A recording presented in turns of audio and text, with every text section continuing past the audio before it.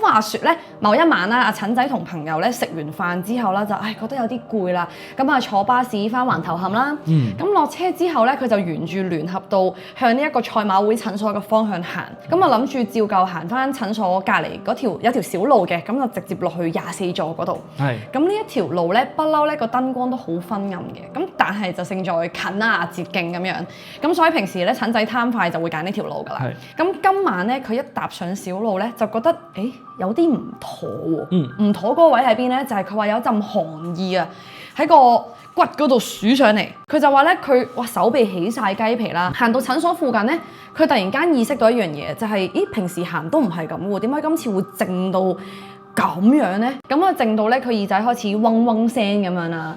咁咧佢就發現喺前邊咧10幾步之內咧，草叢嗰度咧有個人影背對住佢嘅，係啦。咁啊對手咧就向下垂，靜靜地咁跪咗喺個地下度。